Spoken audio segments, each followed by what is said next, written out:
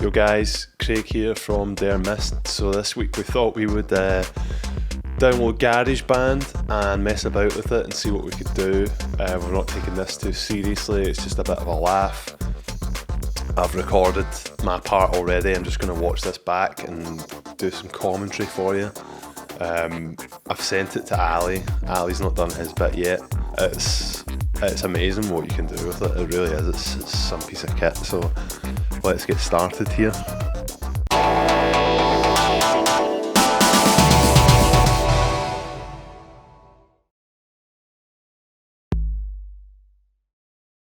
So yeah, this was my second time using it. I downloaded it and just messed about with it, but it's been about a month since then, so it took me a wee while to get to grips with it again. You can see here I'm in the beat sequencer, just messing about. I had a beat in mind, and it took me like 4 different goes to figure out how to actually get it onto the track here. Like I didn't realise all you had to do was hit record. So I must have done this beat about 4 times coming up with it. That's that now on the timeline, and you'll see here that I decide to loop it. It's interesting for me to go on the iPhone for the first time because obviously it's a different interface and there's loads of wee things to learn. So got the drums down now, a wee kind of techno beat, and here I try and find some synth sounds. When you click this the bit that says Mission to Saturn there, it opens up the different sounds that you can mess about with. We all know that one. So here I changed the track to 16 bars. So it just doubles the length there.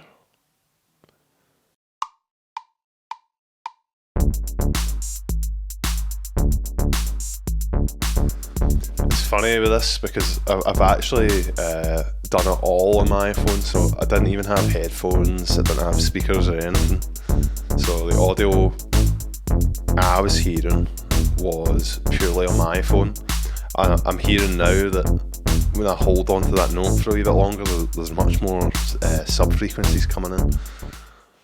So this bit here is a great feature, and it's great that you can just dive in and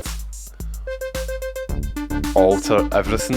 However, what I will say is that it's very fiddly in terms of, you know, your fingers getting into those notes. You can zoom in and stuff, but it's there, you know. It's maybe better on the iPad, but at least the option's there to go in and fine tune.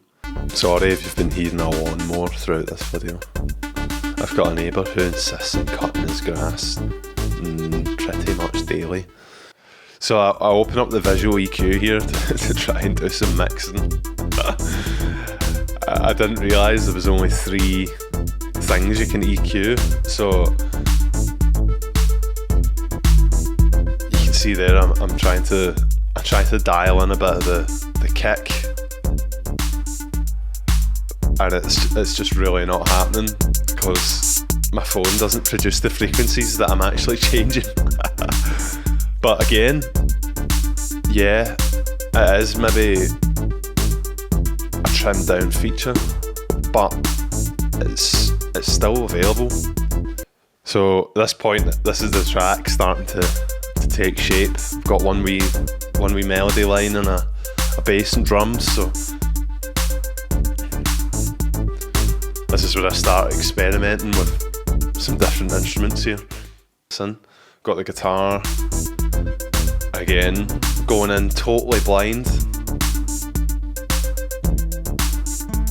I know we're in the key of D minor, that's about all I know. I've messed about here, I've come up with a wee melody.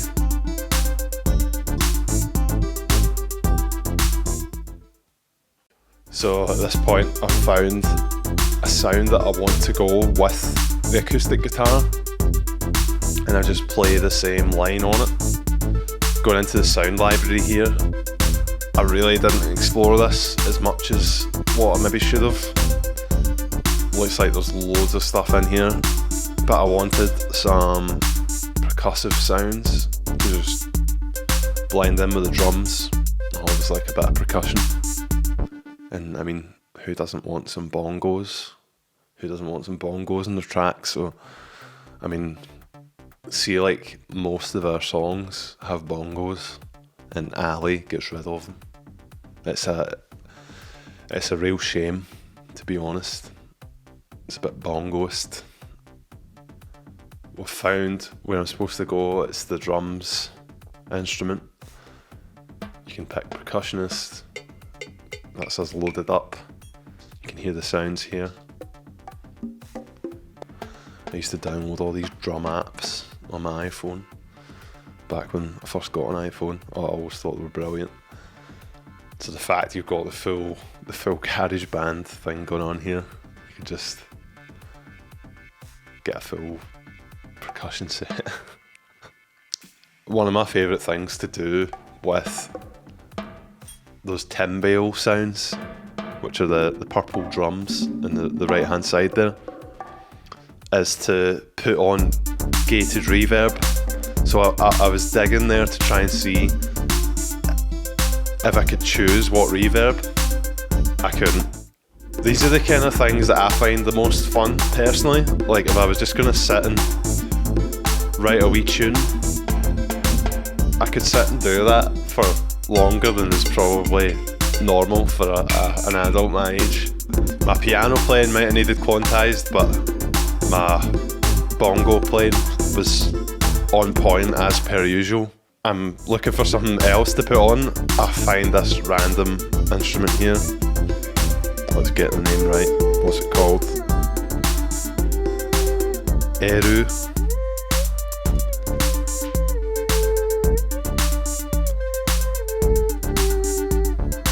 Gives the track a totally different feel.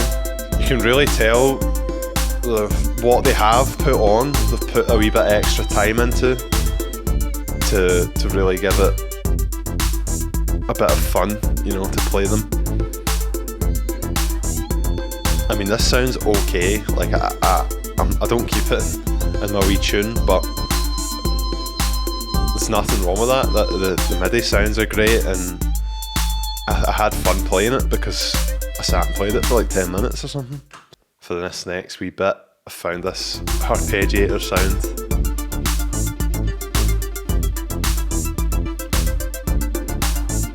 Very Kraftwerk-esque.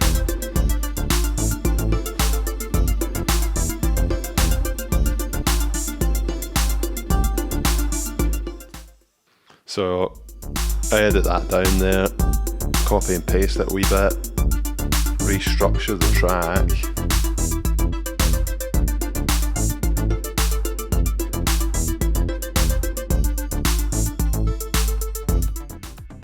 So you can see here I save the track and send it off to Ali. And you can still hear my lawnmower in the background. Brilliant. You can send it here as a project. That means Ali can go in and edit it. I was amazed to find you can actually send a song through WhatsApp. Brilliant. Brilliant. Ali doesn't have GarageBand yet. So there we go. And that's me sent the song to Ali. Wow. Amazing. So that's my part of the video. Hope you enjoyed this. Now off to Ali. See ya! Thank you, Craig.